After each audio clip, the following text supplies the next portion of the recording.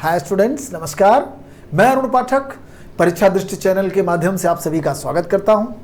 पिछले लगातार वीडियोस के माध्यम से मैं आपको जानकारी देने का प्रयास कर रहा हूं। ठीक है, आज उस कड़ी में मैं एक बड़ा ही रोचक टॉपिक लेके आया हूं, जिसे कहते हैं 1857 की क्रांति। बच्चों के हृदय में क्रांति के प्रति बड़ा ही जो इमोशंस है कि हमारे देश के लोगों ने अंग्रेजों के विरुद्ध पहली बार एक बेहतर तरीके से आवाज उठाई थी। आवाज ही नहीं उठाई बल्कि अंग्रेजों के कई अड्डों पर कब्जा कर लिया।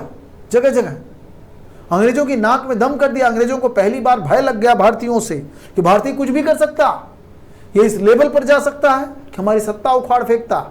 ठीक है, तो आइए क्रांति के समय के जो प्रमुख लोग थे, प्रमुख व्यक्तित्व थे, उनकी मैं बात कर रहा हूं। जैसे ब्रिटिश पीएम उस समय कौन थे? लॉर्ड पाल्मर्स्टन। फिर मैं बात कर रहा हूं भारत का उस समय का गवर्नर जनरल लॉर्ड कैनिंग। उस समय का मुगल बादशाह कौन था? बहादुर शाह सेकंड था। ठीक है, नाम मात्र का ही सही लेकिन था मुगल बादशाह। ठीक है, अब अगर मैं बात करूं विद्रोह का मूल कारण क्या था, तो अंग्रेजों के 100 वर्षों के शोषण का परिणाम था exploitation of the Indians in 100 year. 100 वर्षों के अंदर अंग्रेजों ने इस कदर भारतीयों को परेशान किया कि उनसे किसी भी लेवल पर इन्होंने मोरल नहीं दिखाया, नैतिकता नहीं दिखाई, जिसे कहते हैं ह्यूमैनिटी। भारतीय जनता कराहने लगी भाई, लेकिन यूनिटी के अभाव में हम आपस में ही लड़ते रहे। अंग्रेजों ने इसी डिवाइड एंड रूल पॉलिसी का फायदा लिया, हमारे विरुद्ध उन राजाओं का इस्तेमाल किया जिनकी ड्यूटी थी, जो राजगद्दी पर उपलब्ध थे, उनका इस्तेमाल इन्होंने किया। जो राजाओं का राज छीन लिया था उन्होंने रिएक्ट किया। जिन किसानों की जमींदारों ने जमीन छीन ली थी उन्होंने रिएक्ट किया। और इसके पश्चात जितने भी अन्य लोग थे वो अंग्रेजों के साथ चले गए। जब अंग्रेजों के साथ चले गए तो अंग्रेजों ने मिलकर भारतीयों को ही परेशान किया। तो आइए इस पूरी पृष्ठभूमि की मैं चर्चा आपसे करता हूं। कहते हैं कि ये जो 1857 की क्रांति थी 100 वर्षों के बारूद का ढेर था और चरवी कारतूसों ने माचिस की तीली का काम किया। और जैसे ही चरवी कारतूसों के कारण आवाजें उठी, वैसे ही जो 100 वर्षों के बारूद का ढेर इकट्ठा था वो चौतरफा धू धू करके जल बैठा। तो आइए वो बारूद का ढेर था क्या, अंग्रेजों के विरुद्ध कैसी नाराजगी थी, किस स्तर पर नाराजगी थी, आइए इसकी मैं बात आपसे करता हूं।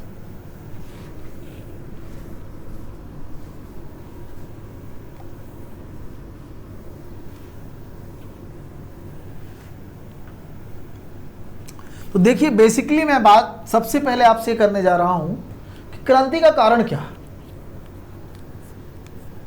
कारण, तो कारण बेसिकली हमेशा दो होते हैं, एक मूल कारण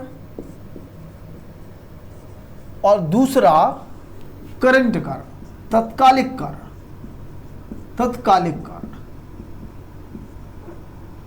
देखिए, मूल कारण राजनीतिक,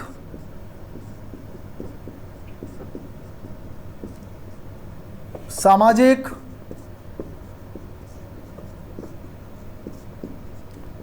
धार्मिक,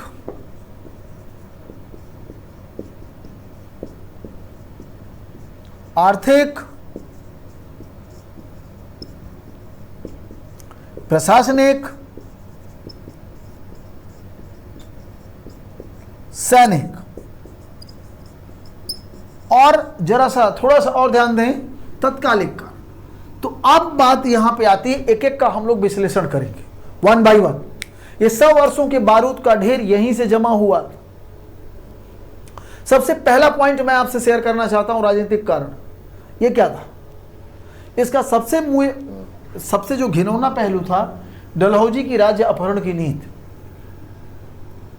और मुगल बादशाह के प्रति उचित सम्मान न करना। मुगल बादशाह का अपमान,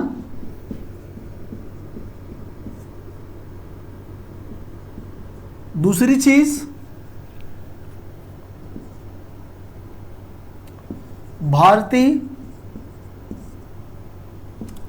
राजाओं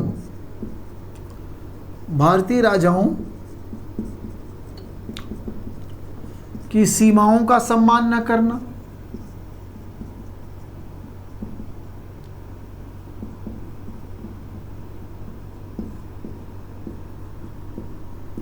तीसरी चीज डलहौजी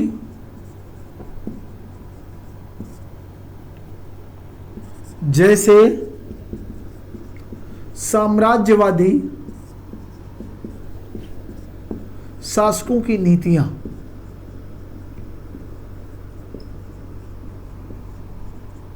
तो देखिए, मैं आपसे यह शेयर करना चाह रहा हूं कि जो ये अंग्रेज हैं धीरे धीरे क्षेत्रीय शक्तियों पर कब्जा करना शुरू कर दिए, उन्हें कंट्रोल करना शुरू कर दिए।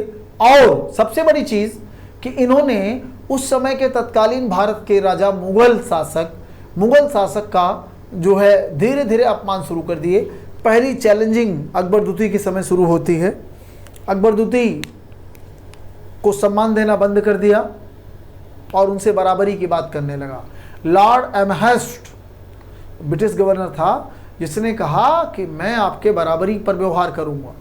विलियम बेंटिंग ने भी इसी बात को दोहराया और कहा मैं आपको राजा मानता ही नहीं। डलहौजी तो एक कदम आगे बढ़ गया और कहा ऐसा है,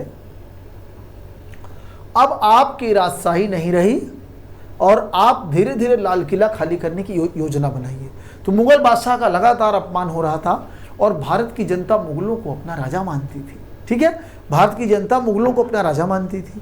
अब इस प्रकार से मुगलों का अपमान कहीं से भी उचित नहीं था। भारतीय जनता अंदर से बड़ा नाराज थी। आइए मैं जब सामाजिक कारण की बात करता हूं तो अंग्रेज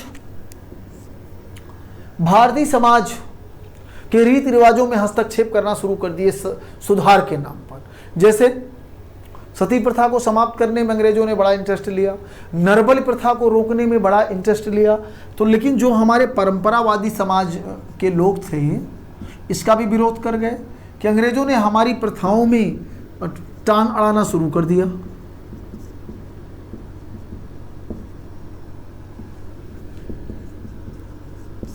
ठीक है, रोक आदि। इससे भारतीय नाराज हो गए। जो परंपरागत रूढ़िवादी भारतीय थे उनको लगता था कि हमारी बड़ी प्राचीन परंपराएं, इसको छेड़ा नहीं जाना चाहिए और अंग्रेजों ने ऐसा किया। इसके अलावा भारतीय समाज में सामाजिक जीवन के प्रति अंग्रेजों का दृष्टिकोण बड़ा ही संकीर्ण होता चला गया और भारतीयों के साथ भेदभाव करते लगे, है ना। भारतीयों को पिछड़ा मानते थे, अपना गुलाम मानते थे कि भारतीय हमारा गुलाम है। इससे भारतीयों का मोरल बड़ा डाउन होने लगा और बड़ा उनको घृणा होने लगी अंग्रेजी शासन से। स्वयं अंतरात्मा उनकी दुखी होती थी और अंग्रेजों से अपने आप को बिल्कुल हीन समझना शुरू कर दिए। तो ये मोरल निकास कर रहे थे, मोरल डाउन कर रहे थे भारतीयों का। तो ये सामाजिक कारण था। धार्मिक कारण की मैं बात करूं आपसे, धार्मिक कारण क्या किया अंग्रेजों ने? हमारे धर्म को भ्रष्ट कहना शुरू किया, धर्म को भ्रष्ट करना, सड़ा हुआ कहना शुरू किया और खुद ईसाई मिशनरीज को भारत में माने ईसाई धर्म को बढ़ावा शुरू कर दिया। ईसाई धर्म को बढ़ावा देना शुरू किया, बढ़ावा देना प्रारंभ किया। तो ध्यान से समझिए, ईसाई धर्म को बढ़ावा देना मैंने शुरू किया और परंपरागत भारतीय धर्मों का अपमान शुरू किया। तो जिससे भारतीयों में बड़ी घृणा की भावना अंग्रेजों के प्रति आ गई। ये कि हमारा हर कुछ बर्बाद कर रहे हैं और अपना धर्म का विस्तार ये कर रहे हैं। तो धीरे धीरे भारतीय भी जागरूक होना शुरू हो गया। तो धार्मिक कारण से भी नाराज थे। आर्थिक कारण क्या है? प्रत्येक स्तर पर शोषणकारी नीतियां। देखिए, चाहे इनकी व्यापारिक नीति रही हो या इनके टैरिफ प्लान रहे हो, माने जो टैक्स प्लान लगते हैं वो भी भारतीयों को टारगेट करके बनाया जाता था। अंग्रेजों को लाभ मिलता था, भारतीयों को नुकसान रहा हो। चाहे इनके भू राजस्व प्रणालियां रही हो, रैयतवाड़ी, महालवाड़ी, है ना, अस्थाई बंदोबस्त, ये जितनी भी थी सब में कहीं ना कहीं इनका मोर देन टैक्सेशन कलेक्शन ही इनकी जिम्मेदारी थी, इसी की तरफ इनका टारगेट हुआ करता था। ये कोई भी रिस्पॉन्सिबिलिटी भारतीयों के विकास के लिए नहीं किया करते थे, जिससे है क्या कि जिससे भारतीयों का धीरे धीरे इनसे मोह भंग हुआ, उनकी आर्थिक स्थिति गिरने लगी, पतन की स्थिति आ गई। सामाजिक रूप से पिछड़ापन के साथ साथ आर्थिक पिछड़ापन उन्हें गर्त में डालता चला गया। और कहते हैं इनकी शासन की नीतियों के परिणाम स्वरूप भारत, समृद्ध भारत में जो अपने पैरों पर खड़ा था, सोने की चिड़िया कहा जाता था, इनके शासन प्रणाली के पश्चात यहाँ पर अकाल पड़ने शुरू हो गए। फैमिन, अकाल, भूख प्यास से लोग मरने लगे, है ना। तो ये आर्थिक कारण बड़ा ही भयावह था, हृदय विदारक था। कार्ल मार्क्स जैसे लोगों ने कहा कि अंग्रेजों की आर्थिक नीतियाँ बड़ी घिनौनी थी, है ना। लॉर्ड विलियम बेंटिंग तक ने इनकी जो आर्थिक नीतियाँ थी उसकी आलोचना की। कहा भारतीय बुनकरों की दुर्दशा ब्रिटिश नीतियों का परिणाम है। लॉर्ड विलियम बेंटिंग का स्टेटमेंट है। और कार्ल मार्क्स तो बोला ही बोला कि इनकी आर्थिक नीतियाँ एकदम घिनौनी थी। और आपको मैं जानकारी देना चाहता हूँ कि मद्रास में कंपनी का ही कार्यकारी जो राजस्व अधिकारी था जॉन सुल्लिवान ने कहा कि ब्रिटिश आर्थिक नीतियां इस प्रकार कार्य करती हैं जैसे एज ए स्पंज समझते हो ना, सोखता, कि यहां से सोखा गया जल, माने गंगा नदी से सोखा गया जल, माने मध्य भारत से सोखा गया जल, माने वेल्थ ले जाके टेम्स नदी में निचोड़ा जा रहा था, माने यहां से वहां, टेम्स माने लंदन, तो भारत का धन यहां से खींचकर सोखकर कहां पहुंचाया जा रहा था, लंदन पहुंचाया जा रहा था। इसी को आगे चल के हमारे सबसे वयोवृद्ध राष्ट्रवादी नेता दादा भाई नौरोजी ने इसे क्या कहा, ड्रेन ऑफ द वेल्थ, धन निकासी सिद्धांत की बात की। कहा यह धन निकासी की जा रही भारतीयों की, ठीक है। तो ये बात आपको समझ में आई इतनी। अब आइए प्रशासनिक कारण की बात करूं। भारतीयों को प्रशासन में कभी भी उच्च पद पर प्रदान ही नहीं किया गया। भारतीयों के लिए द्वार सिर्फ छोटे मोटे नौकरियों के लिए रखे गए, वो भी चापलूस भारतीयों के लिए। जो बढ़िया भारतीय था, जो थोड़ा सा ईगोइस्टिक था, उसे काम पे नहीं रखा गया, ठीक है। तो ये तो खैर मानसिकता आज भी दिखती है लोगों में, क्योंकि ये ऐसा कई जगह देखा गया है कि भाई अगर आप चापलूसी कर रहे हैं तो बेहतर है ना। लेकिन कभी कभी क्या है कि ये भी चीज़ें देखी गई हैं कि योग्य व्यक्ति किनारे हो जाता है और चापलूस टाइप के लोग साथ में हो जाते हैं। तो अंग्रेजों ने यही चीज़ देखा कि थोड़े बहुत भारतीय राजाओं से संबंध रखने वाले जो अंग्रेजों के चापलूस थे, उनके लोगों को नौकरियों पर रखा गया, लेकिन जो योग्य भारतीय थे उन्हें किनारे किया रहा गया। तो प्रशासन में धीरे से धीरे भारतीयों का योगदान ही घटता चला गया। इसी को दादा भाई नौरोजी ने क्या कहा कि भारतीयों का नैतिक निकास भी किया, धन निकासी तो किया ही किया अंग्रेजों ने, यह मोरल ड्रेन भी किया, भारतीयों का मनोबल गिराया। और ये भी कहा कि भारतीय प्रशासन चलाने के योग्य ही नहीं है। ये तो समझिए कि हद हो गई, बेशर्मी की हद हो गई कि एक शासन के स्तर पर ऐसी पॉलिसी कैसे बनाई जा सकती है, ठीक है। सैनिक कारण भी देखिए, अंग्रेजों के लिए जितनी भारत में लड़ाइयाँ लड़ी उसमें ज़्यादातर संख्या भारतीयों की थी। भारतीयों के सैनिक से ही उन्होंने भारत को जीत लिया। निष्ठापूर्वक लड़ने वाला भारतीय अंग्रेजों के लिए अपने ही लोगों को मार रहा था अंग्रेजों के लिए, लेकिन फिर भी उनका सम्मान नहीं होता था। छोटे मोटे पदों पर उनको अपॉइंट करा देते थे, छोटे मोटे पदों पर, ठीक है। बाकी उनको एकदम घृणा के दृष्टि देखते। कहते हैं कि भारतीय सेना में ज़्यादा से ज़्यादा सैनिकों की संख्या, माने ज़्यादातर तो ये देखा गया कि 1:5 या 1:7, माने एक अंग्रेज है तो 7 भारतीय हैं, एक अंग्रेज है तो 5 भारतीय है। ये रेशियो में भारतीय सैनिक इनकी सेना में रहा करते थे, फिर भी उन्हें सम्मान नहीं मिलता था। अंग्रेजों के बराबर न वेतन मिलता था, खाना नहीं मिलता था, उचित सम्मान नहीं मिला। सबसे बड़ी चीज़ सम्मान होती है। आधी रोटी आदमी खा के जी लेगा, लेकिन सम्मान चाहिए। लेकिन भारतीयों को इतनी कुर्बानी देने के पश्चात भी अपने देश के विरुद्ध, राजाओं के विरुद्ध लड़ रहे थे अंग्रेजों के साथ, लेकिन अंग्रेज उन्हें न तो उचित सम्मान देता था, न उचित धन देता था और घसीटता था। तो इसीलिए सैनिक लगातार नाराज हो रहा था, उनका मनोबल टूट रहा था। सैनिकों ने 1857 की क्रांति के पहले भी जगह जगह विद्रोह किया था। बैरकपुर में एक बार, इससे पहले 24 में विद्रोह हो चुका था। ऐसे ही वेलोर में 1806 में विद्रोह हुआ था, क्योंकि अंग्रेजों ने ड्रेस कोड लगा दिया, यूनिक कोड बना दिया। यूनिक कोड से क्या तात्पर्य है यहाँ पर कि भाई सिमिलर कोड में सब रहेंगे, सिमिलर ड्रेस कोड होगा। तो पता चला माथे पे तिलक लगा रहे थे जो भारतीय, उसको हटाना पड़ा। दक्षिण भारत में कुछ ऐसी परंपरा थी कान में बाली वाली पहनने की, बाल बड़ा सा रखने की, तो वो सब कटवा कर एक कर दिया। भाई सेना के दृष्टिकोण से उनका, अंग्रेजों का मानना था कि एक समान है, लेकिन भारतीयों का धर्म भी तो बड़ा माने रखता था। आज भी रिलीजन बड़ा सर्वोपरि होता है। कार्ल मार्क्स ने वैसे भी कहा कि धर्म एक अफीम के समान होता है, और अगर इसे अगर जो है ध्यान न दिया जाए तो पूरे जीवन को प्रभावित करता है। ठीक है, तो ये सारे के सारे बेसिक रीज़न थे जिनके कारण हम भारतीयों ने आवाज़ उठाई और घुट रहे थे अंग्रेज़ों के विरुद्ध, और ये समय आया कि अब हम अंग्रेज़ों के विरुद्ध आवाज़ उठाएंगे। तो आइए, वह करंट रीज़न क्या था? करंट रीज़न, अभी तक आपको मैंने क्या बताया? Basic reason, current reason.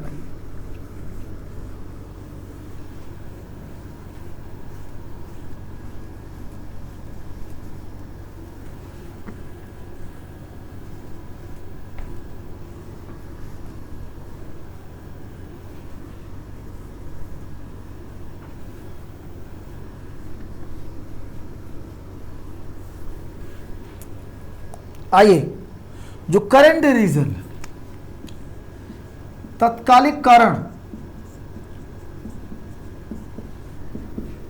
तत्कालिक कारण मूलतः इनका कितना? दो। एक,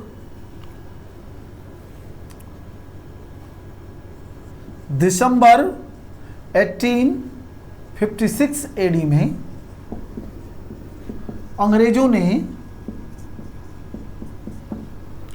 ब्राउन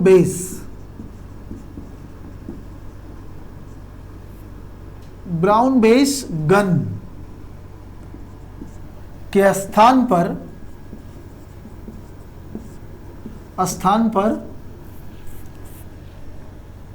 एनफील्ड राइफलें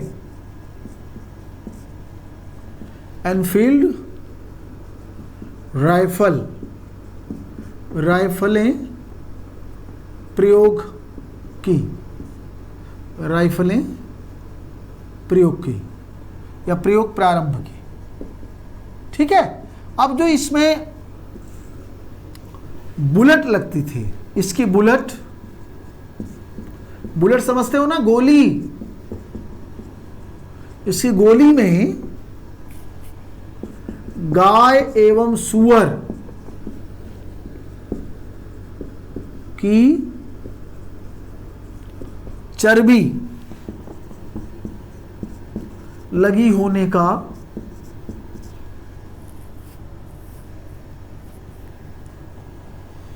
अंदेशा। अब अभी सच्चाई ये नहीं पता थी कि नहीं, लेकिन धीरे धीरे सच्चाई ये थी कि थी। जब ये जांच में पाया गया कि गाय और सूअर की चर्बी का प्रयोग होता था बुलेट में, अब जब पिन निकालता था सैनिक उसका बुलेट का, तो उसको मुंह में लगा के खींचना पड़ता था। मुंह में लगा खींचना पड़ता, तो चाहे हिंदू हो चाहे मुसलमान हो या कोई भी हो भारतीय धर्म का, उसको लगता था गाय और सूअर की चर्बी हमारे मुंह में जा रही है। ये हमारा धर्म भ्रष्ट करने का अंग्रेजों का नया तरीका है, इससे बहुत भारतीय नाराज हुए। दूसरा रीजन ये है डलहौजी, करंट में ही सबसे मेजर करंट रीजन ये भी था। डलहौजी की राज्य अपहरण की नीति,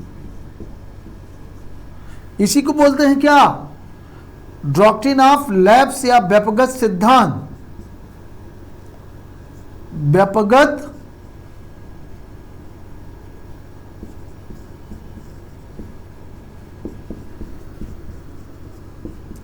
व्यपगत सिद्धांत, डॉक्ट्रिन ऑफ लैप्स इंग्लिश में इसी को कहते हैं।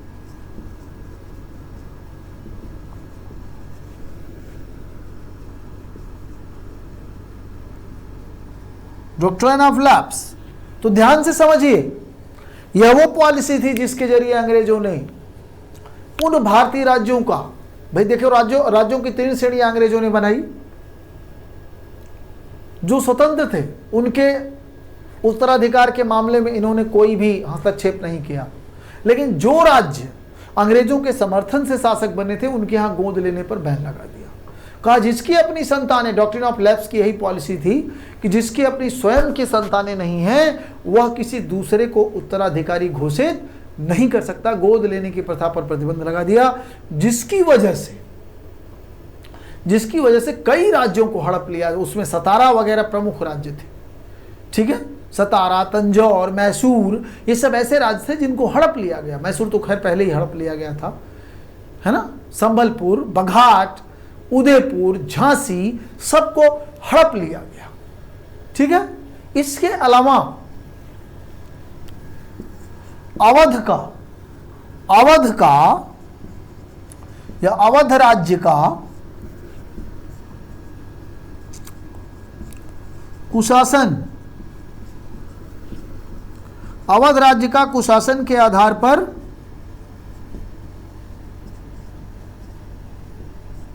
ब्रिटिश राज्य में विलय, ये और ज्यादा डेंजरस इशू था। भारतीयों के विलीप को हिलाने में, अंग्रेजों के प्रति विलीप को हिलाने में ये बहुत बड़ा रीजन बना। देखिए, जहां तो ये फार्मूला बनाया कि भाई जिसकी अपनी संतानें नहीं हैं वो अपना शासन नहीं चलाएगा, वो दूसरों को सत्ता सौंप देगा, ठीक है। और पता चला जिसकी अपनी संतान है, जिस राज्य का उनके लिए बड़ा महत्व है, उन्होंने बहाने से हड़प लिया। बहाना क्या लगाया अवध में? उसके भाई अपना पुत्र भी था बिरजीश कादिर, महारानी बेगम हजरत महल, ठीक है, नवाब वाजिद अली शाह। तो कहने का तात्पर्य वहां सब कुछ एवरीथिंग इज राइट था, लेकिन अवध राज्य उनको चाहिए था। अवध अंग्रेजों का दुधारू राज्य कहा जाता है। तो क्या किया अंग्रेजों ने? किया क्या कि वहां जो उनका माने एडवाइजर था, जिसे एजेंट कंपनी का, जेम्स आउटरम को वहां प्रशासक बनाकर उससे रिपोर्ट मांगी कि अवध की क्या स्थिति है। जेम्स आउटरम ने डलहौजी के मनमानिक रिपोर्ट दिया कि अवध की शासन प्रणाली बेहतर नहीं है, कुशासन है, माने बैड रूलिंग सिस्टम है, इसलिए उसका ब्रिटिश राज्य में विलय कर लिया जाना चाहिए। उसी को आधार बनाकर ब्रिटिश शासन ने अवध राज्य का कुशासन का आधार बनाकर विलय कर लिया। ठीक है, इसके पहले ऐसे ही इन्होंने मैसूर वगैरह कुशासन के बेस पर कब्जा किया था। तो यही बड़े ही डेंजरस इनके रूल थे। ये अपना लाभ देखते थे, कोई नैतिकता नहीं, चाहे जैसे अपना लाभ पूरा हो जाना चाहिए, है ना। तो इसके विरुद्ध आवाज उठनी शुरू हुई। वैसे छोटी मोटी आवाजें इनके विरुद्ध बहुत आती रही, लेकिन एक संगठित आवाज की शुरुआत जो क्रांति के रूप में विस्फोट में आई, उसने इनकी नींव हिला के रख दी। तो आइए इस 1857 की क्रांति का प्रारंभिक चरण क्या है और क्रांति प्रारंभ कहां से हुई उसको मैं बताता हूं। तो अभी तक तो आपको मैंने कारण बताया, तत्कालिक कारण बताया और इनकी स्थिति क्या थी इसके बारे में बताया। तो आइए अब क्रांति कहां से शुरू हुई, ठीक है। देखिए, क्रांति के लिए जो सबसे पड़ाव माना जाता है, चर्बीयुक्त कारतूसों के विरुद्ध पहली घटना कहां हुई, यह क्वेश्चंस बहुत बार आया।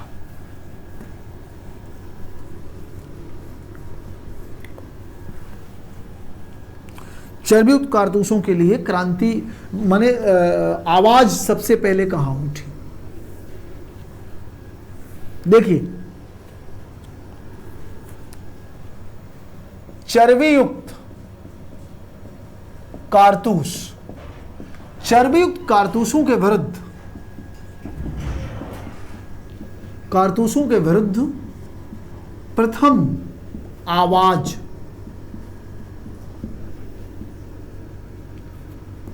एवं घटना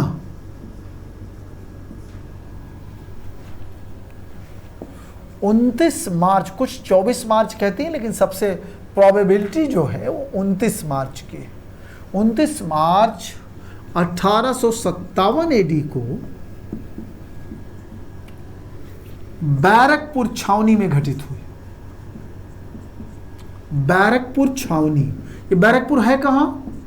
बैरकपुर पश्चिम बंगाल में है ना। वहीं पर इसके विरुद्ध आवाज उठी और ये बैरकपुर छावनी में तैनात थी 34वीं रेजिमेंट, 34वीं बटालियन के भारतीय सिपाही माने नेतृत्व करता भारतीय सिपाही कौन थे? मंगल पांडे। मंगल पांडे का नाम तो भाई बढ़िया से सुना होगा सारे लोगों ने। मंगल पांडे कोई छुपा हुआ नाम तो है नहीं। यूपी के बलिया के निवासी मंगल पांडे वह पहले शख्स हैं जिन्होंने चर्बीयुक्त कारतूसों के विरुद्ध आवाज ही नहीं उठाई, बल्कि उन्होंने गोलियां चलाई, तलवार चलाई, है ना। तो अब मैं आपको शेयर करता हूं मंगल पांडे ने किया क्या। दरअसल यह अपने दो अधिकारियों जो बैरकपुर में तैनात थे, है ना, मेजर ह्यूसन एंड कर्नल बाग किस पर माने हमला किया? मंगल पांडे ने मेजर ह्यूसन एवं कर्नल बाग, या कहीं कहीं इसको इंग्लिश में वो कहते हैं, कर्नल बाग, इनसे बातचीत की। अब इन्होंने चरबयुक्त कारतूस के मुद्दे पर बात करने के बजाय उसे झड़कना शुरू कर दिया मंगल पांडे जी को। अब मंगल पांडे से नहीं रहा गया, पहले से ही नाराज होकर बैठे थे, इन्होंने गोली चला दी, मेजर ह्यूसन को गोली मार दी और कर्नल बाग पर तलवार से हमला किया, तलवार से हमला। ठीक है भाई, गन से गोली मारी ह्यूसन को, ह्यूसन वहीं ऑन स्पॉट मर गया। उसके पश्चात कर्नल बाग पर गोली से हमला किया, तलवार से हमला किया, वो जिंदा बच गया। तो ये सबसे बड़ी घटना मानी जाती है। इसके पश्चात उन्हें गिरफ्तार किया गया और खुली अदालत में कोर्ट मार्शल करते हुए उन्हें फांसी की सजा सुना दी गई। मंगल पांडे को इस घटना के लिए 9 अप्रैल, कुछ किताबें 8 कहती हैं लेकिन सबसे ज्यादा प्रोबेबिलिटी 9 अप्रैल 1857 एडी को फांसी, 57 एडी को मंगल पांडे को फांसी दे दी गई, फांसी दे दी गई। ठीक है, अब यह जो घटना है मंगल पांडे वाली, ये अंग्रेजों के जहन में बिल्कुल डर पैदा कर दिया, भय पैदा कर दिया। ऐसा अंग्रेजों को लग रहा था कि ऐसा कहीं और न हो जाए, इसलिए इन्होंने आवाज दबाने के लिए क्या किया कि मंगल पांडे को इन्होंने फांसी दे दिया और सारे भारतीय सैनिकों के सामने बुलाकर आर्मी लगाई कि जिससे अन्य कोई भारतीय नाराज होकर ऐसा न कर पाए और सबके लिए नजीर हो जाए कि यदि किसी ने हमारे विरुद्ध ऐसी आवाज उठाने की बात की तो उसके साथ क्या होगा, यही व्यवहार होगा। लेकिन एक बात मैं बच्चों बता दे रहा हूं आपको मित्रों कि आवाज क्रांति की अधिक दिनों तक दबाई नहीं जा सकती।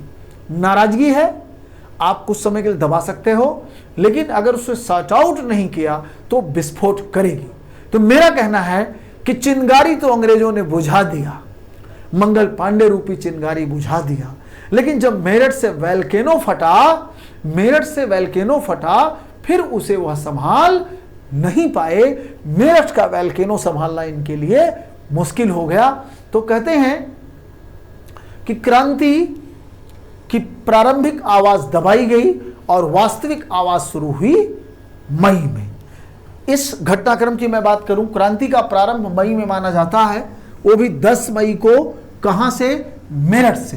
तो आइए जरा सा अब उसको भी थोड़ा शेयर कर लिया जाए, जिससे आपको ये चीजें बेहतर तरीके से समझ में आएंगी।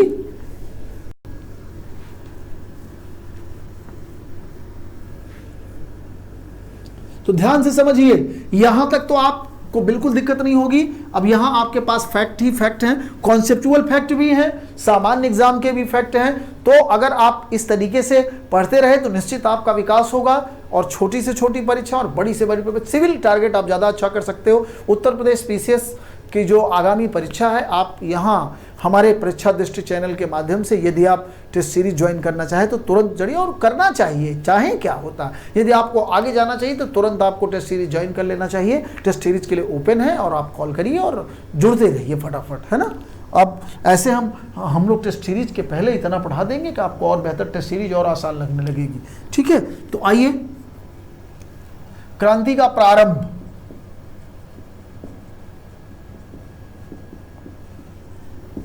10 मई में 1857, स्थान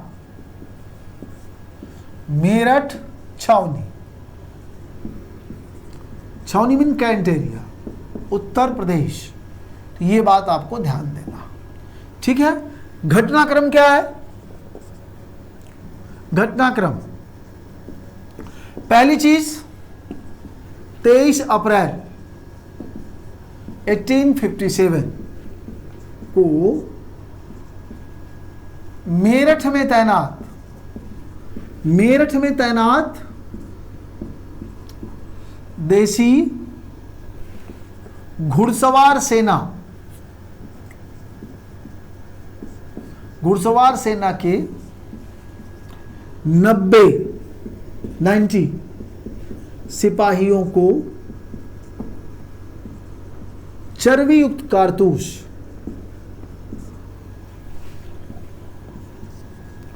के विरुद्ध आवाज उठाने पर गिरफ्तार कर लिया गया। ठीक है, गिरफ्तार कर लिया गया एवं लंबी लंबी सजाएं दी गई। भाई ये बड़ी जाति थी कि आवाज हम उठा ही नहीं सकते, ये भी आवाज को दबाना ही हुआ, है ना। लंबी लंबी सजाएं दी गई, ये कहते हुए कि बिल्कुल ये माने सेना का लॉ एंड ऑर्डर मेंटेन रखना है, ये अनैतिकता है, आपने रूल्स फॉलो नहीं किया है, इस तरीके से आप आवाज नहीं उठा सकते। दरअसल भारतीयों का कहना था कि हमें खराब भोजन मिलता है, सम्मान नहीं मिलता, ऊपर से चर्बी कारतूस से हमारा धर्म भ्रष्ट हो रहा है, हम काम पर नहीं जाएंगे। इन देसी घुड़सवार सेना के 90 सैनिकों ने हथियार नहीं उठाया, सिर्फ सत्याग्रह पर उतर आए। ठीक है, हम काम पर नहीं जाएंगे। तुरंत सबको गिरफ्तार कर लिया गया, बर्खास्त कर दिया गया, जेल में डाल दिया गया, लंबी लंबी सजाएं दी गई और ये सूचना मेरठ छावनी में धीरे धीरे फैलने लगी। जानकारी के लिए बता दें, तत्कालीन भारत की सबसे बड़ी छावनी कैंट एरिया मेरठ थी और अंग्रेजी सैनिकों और भारतीय सैनिकों का जो रेशियो है वह रेशियो 1:5 था। माने एक अंग्रेज, यह अनुपात है सैनिक अनुपात, माने एक अंग्रेज होता था तो 5 भारतीय सैनिक अनुपात। अब निश्चित है कि भारतीय सैनिकों की संख्या यहां पर्याप्त थी, सबसे बड़ी कैंट एरिया और वहां पर सैनिकों की संख्या, भारतीय सैनिकों की संख्या पर्याप्त है। तो ये घटनाक्रम भारतीयों को डरा दिया, हिला दिया और अंग्रेजों के प्रति बिल्कुल घृणा का भाव उत्पन्न कर दिया। धीरे धीरे भारतीय एकजुट होने लगे और एक दिन ऐसा आया जिस दिन उन्होंने एकदम रिएक्ट कर दिया, जैसा कि भगवान सिंह वगैरह के अलावा कदम सिंह, वहां के जो सिपाही थे, इन सभी लोगों ने यूनिटी बनाई और 10 मई की शाम को इन्होंने संगठित रूप से विद्रोह करते हुए पहले जेल तोड़ा और गिरफ्तार साथियों को छुड़ाया, हथियार लूटा और जो भी इनके मार्ग में आया एक एक करके इन्होंने सबको निपटाते हुए ये चले गए, सबको मारते हुए चले गए। ठीक है, और ये जानते थे कि यदि हम यहां पर रुक गए तो हमें गिरफ्तार कर लिया जाएगा और निश्चित ही प्रताड़ित किया जाएगा। इसलिए ये लोग मेरठ से रातों रात माने मेरठ में कमांडिंग ऑफिसर कर्नल फिनिश की हत्या करने के पश्चात ये लोग रातों रात पैदल मेरठ से दिल्ली, पुरानी दिल्ली पैदल चले गए दौड़ते हुए। लगभग 65 किलोमीटर की दूरी इन्होंने यूं तय कर ली, 62 से 65 किलोमीटर की दूरी। ठीक है, और कहते हैं 11 मई की सुबह लाल किले पर तैनात जनरल बिलोवी की हत्या कर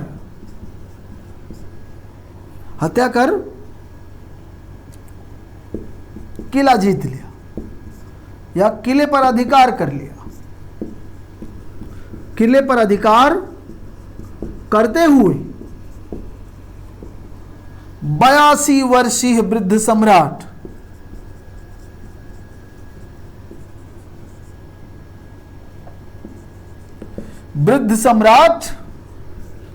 बहादुर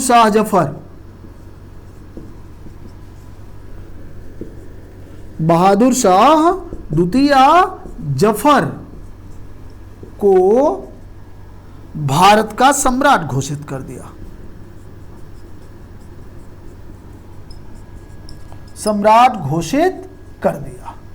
ठीक है, तो एक बड़ा प्रयास था, है ना। वहां से ब्रिटिश यूनियन जैक झंडा निकालकर लाल किले से मुगल बादशाह का झंडा फहराते हुए, भले ही 82 वर्ष का ब्रिटिश सम्राट था, कहते बहादुर शाह ने थोड़ा समझाया बुझाया लेकिन फिर भी सैनिक मानने को तैयार नहीं थे और अंततः बहादुर शाह ने वह जिम्मेदारी उठाई और नेतृत्व करने के वो तैयार हो गया। उसको सैनिकों ने जनरल बख्त खान को उस सहयोग के लिए नियुक्त कर दिया और वहीं से क्रांति की धीरे धीरे सिस्टमैटिक शुरुआत हो गई।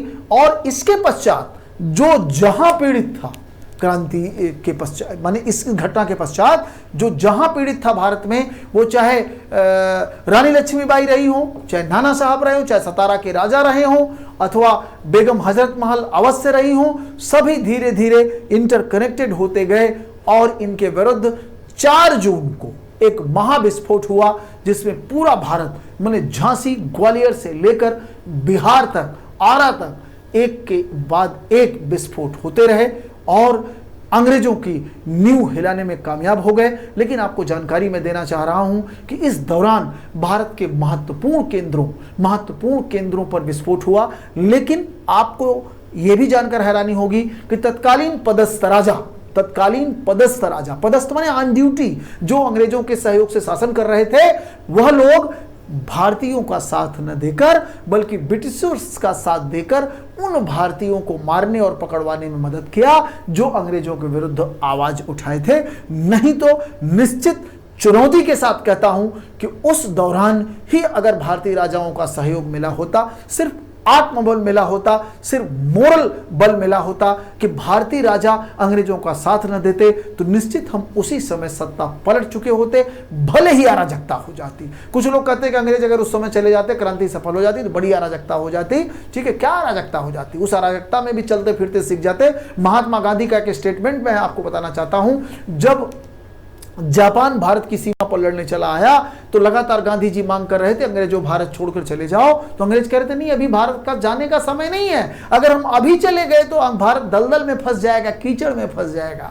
गांधी जी ने कहा भैया हमें कीचड़ में छोड़ दो, हम इसी कीचड़ में चलता फिरता सीख जाएंगे, लेकिन अब अंग्रेज हमें न सिखाए। भाई चाहे जैसी अराजकता होती, अपनी सरकार अपनी होती है। स्वामी दयानंद सरस्वती ने सीधे सीधे कहा कि खराब से खराब देसी सरकार अच्छी से अच्छी विदेशी सरकार से अच्छी होती है। ठीक है, तो इसलिए स्वदेशी की जो भावना होती कितनी भी बुरी हो लेकिन अपनी अपनी होती है। ठीक है, तो इस क्रांति ने अंग्रेजों की नींव हिला के रख दी।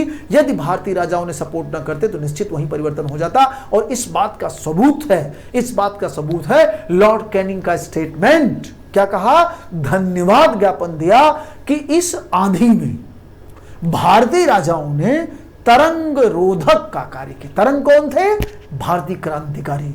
तरंग रोधक का कार्य कौन से किया? तत्कालीन भारतीय राजा जो ऑन ड्यूटी थे। स्पेशली सिंधिया परिवार का कैनिंग ने विशेष धन्यवाद दिया महारानी लक्ष्मीबाई के विरुद्ध। उसने कहा यदि अगर विद्रोह की इस आंधी में सिंधिया भी विद्रोही हो जाता तो हमें कल ही यहां से अपना सामान बांधना पड़ता। तो ये हमारे वीर जवानों की गौरव गाथा है जिन्होंने उस ताकतवर अंग्रेजों की नींव हिला दी जो तत्कालीन विश्व के लगभग 56 कंट्री पर रूल करता था, उसकी नींव हिला के रख दी। ठीक है, तो बस इसके कारण और प्रभाव, इसके क्या परिवर्तन हुए, जल्द ही मैं आपको नेक्स्ट वीडियो में लेकर उपस्थित होऊंगा। बहुत बहुत धन्यवाद।